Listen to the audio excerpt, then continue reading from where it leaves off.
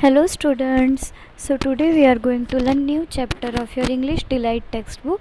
Name of the chapter is How the Camel Got His Hump. आज हम लोग आपकी इंग्लिश डिलाइट टेक्स्ट बुक से न्यू चैप्टर पढ़ेंगे.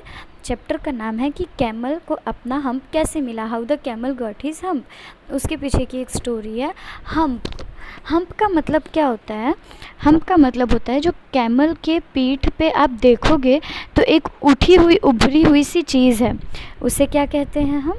उसे हम्प कहते हैं. स्टार्ट करते हैं chapter. In the beginning of years, when the world was so new and all, and the animals were just beginning to work for man, there was a camel. जब ये धरती नई नई बनी थी और नए नए सब जानवर और इंसान सब आए थे, तो शुरुआत में क्या हुआ था कि नए नए आदमी थे, तो उस टाइम पे कैमल भी था एक. He lived in the middle of desert. वो डेजर्ट यानी रेगिस्तान के बीच में रहता था. Because he did not want to work. क्योंकि वो कोई काम नहीं करना चाहता था, इसलिए वो डेजर्ट में रहता था. तो डेजर्ट में रहने की वजह से वहाँ कोई ज़्यादा रहता नहीं, तो कोई उससे काम करवा नहीं सकता था. He ate sticks and thorns and milkweed and prickles. वो मतलब अपनी सारी चीज़ें खाली खाते ही रहता था ऑल टाइम, इतना लेज़ी था वो. When anybody spoke to him he said humph, just humph and no more. मतलब अगर कोई उसके पास बात करने भी जाता था तो वो इतना आलसी था कि वो कुछ बोलता भी नहीं था. वो सिर्फ हाँ ऐसे ही जवाब देता था और उससे ज़्यादा कुछ नहीं कहता था. वन मंडे मॉर्निंग, एक दिन मंडे मॉर्निंग में, the horse came to him with a saddle on his back and said, camel O camel, come out and trot like the rest of us. एक दिन मंडे मॉर्निंग में horse उसके पास जाता है. Saddle यानी horse की पीठ पे बैठने के लिए जो बना रहता है लेदर का, उसे सैडल कहते हैं.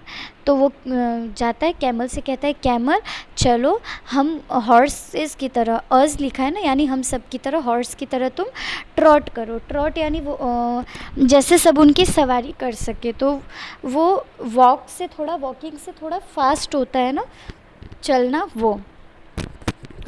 Humph, said the camel. The horse went away and told the man. Again, जो कैमल का हैबिट रहता है वो वैसा जवाब देता है. तो हॉर्स वहाँ से चला जाता है और ये बात मैन को यानी इंसान को कंप्लेन करता है. After some time the dog came to him. कुछ देर के बाद डॉग आता है उसके पास. With a stick in his mouth, अपने मुंह में स्टिक यानी लकड़ी का टुकड़ा लेके. एंड सेड, और बोलता है, camel O camel, come and fetch and carry like the rest of us. तो वो उसको बोलता है कि चलो हमारी तरह तुम दौड़ो और कैच करो ये सारी चीज़ें. मतलब सारी चीज़ें नहीं, डॉग को हम कैसे खिलाते, बॉल या लकड़ी कुछ देते हैं तो वो मुंह में कैच करने की कोशिश करता है, फिर दौड़ के जाता है, वो बॉल मुंह में लेके आता है. तो बोलता है कि तुम भी हमारे साथ ऐसा काम करो. तो कैमल उसका जवाब देता है जो उसका हैबिट रहता है. The dog went away and told the man. वो डॉग भी वहाँ से चला जाता है और मैन को कंप्लेन करता है.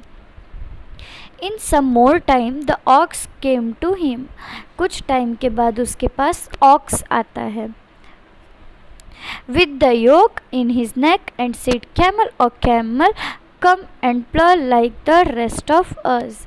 वो योक होता है कि हल चलाते थे ना पहले, तो उनके जो गले पे वो रहता है लकड़ी का एक रहता है, तो उसकी वजह से वो पीछे की तरफ से हल चला सकते हैं, लकड़ी का रहता है.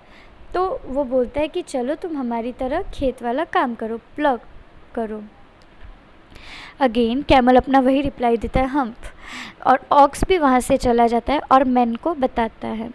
At the end of the day, the man called the horse and the dog and the ox together and said, 303, I am very sorry for you, but that hump thing in the desert can't work. वो आदमी बोलता है उन तीनों को बुला के कि आई एम वेरी सॉरी, लेकिन जो डेज़र्ट में हम्प नाम की चीज़ है वो कुछ काम नहीं करेंगे, वो काम नहीं कर सकते। और he wouldn't have been here by now, और वो यहाँ पे भी नहीं आएगा। तो I am going to leave him alone, इसलिए मैं उसे अकेला छोड़ दूँगा अब। You must work double time to make up for it, और उसके बदले वो एनिमल्स को बोलता है कि आप लोगों को डबल टाइम करना होगा। That made the three very angry, और इससे बाकी 3 एनिमल्स को बहुत गुस्सा आता है। The camel laughed at them, said humph, and went away again. इसके बाद वो कैमल उनके ऊपर हंसता है और हम्फ बोल के वहाँ से चला जाता है। Presently, there came along the Jinn in charge of all deserts. उसके बाद जिन, जो कि पूरे डेजर्ट का इंचार्ज है, वो आता है। Rolling in a cloud of dust, dust यानी जो रेत रहती हैं उसमें रोल करते हुए, घूमते हुए। Djinn always travel in that way because it is a magic, और वो जिन ऐसे ही ट्रैवल करता है क्योंकि ये जादू है। जिन आप लोगों को पता ही है, जो विशेस पूरी करते हैं लोगों का। तो जिन वर्ड आप ध्यान से देखिए तो जिन की स्पेलिंग क्या है, DJINN, जिसका मतलब है, जिसे हम प्रोनाउंस जिन कर रहे हैं, जिसका मतलब है कि डी उसमें साइलेंट है। He stop to meet with the 3, और वो उन 3 एनिमल्स से मिलने के लिए रुक जाता है। Djinn of all desert, said the horse, is it the right for anyone to be idle with the world so new and all. Horse उसको देखता है और पूछता है और कहता है कि पूरे डेजर्ट के तुम जिन हो, तुम बताओ क्या ये सही है कि इस नई नई दुनिया में चुपचाप बैठे रहना, कुछ काम नहीं करना।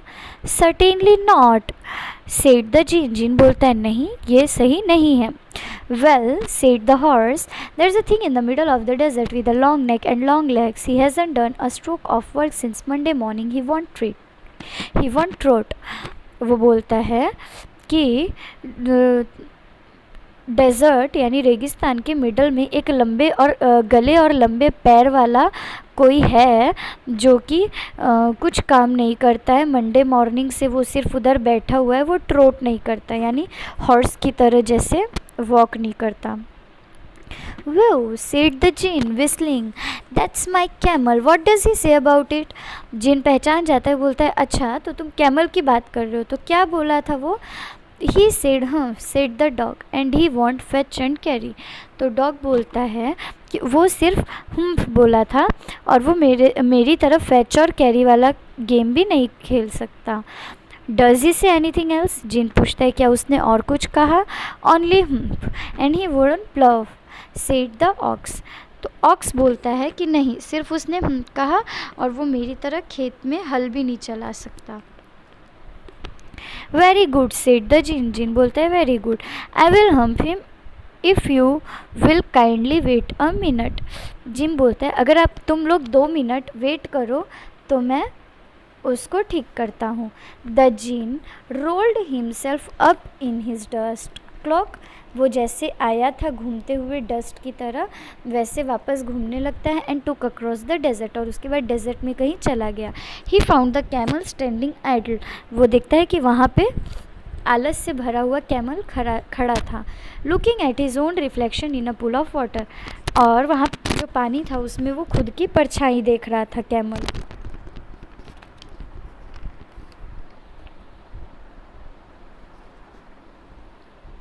My long and tall friend, said the Jinn, what's this I hear of your doing no work with the world so new and all? जिन जाके उसको समझाने की कोशिश करता है कि मेरे लंबे और बड़े फ्रेंड, तुम क्यों कोई काम नहीं कर रहे हो इस नई नई दुनिया में, मैं तुम्हारे बारे में ये सब क्या सुन रहा हूँ। अगेन कैमल अपना वही जवाब देता है। द जिन सेट डाउन, जिन वहाँ बैठ जाता है। With his chin in his hand, अपने हाथ पे अपना चिन रख के, मीन्स चिन के पास उसने अपना हाथ रख लिया है। He began to think a great magic while the camel looked at his own reflection in the pool of water, और वो बहुत जादू करने का सोच रहा था जबकि कैमल पूल में अपना रिफ्लेक्शन यानी अपनी परछाई ही देख रहा था। You have given the 3 extra work ever since Monday morning all on account of your idleness said the djinn. जिन बोलता है कि तुमको मंडे से 3 एक्स्ट्रा काम मिले लेकिन तुमने उनमें से एक भी नहीं किया। अगेन कैमल वही जवाब देता है, I shouldn't say that again if I were you said the djinn, I want you to work. जिन उसको बोलता है कि मैं कहना तो नहीं चाहता लेकिन मैं चाहता हूँ कि तुम काम करो। And the camel said again, वापस से कैमल हम्फ बोलता है। But no sooner had he said it than he saw his bag that he was so proud of puffing up into a great big hump.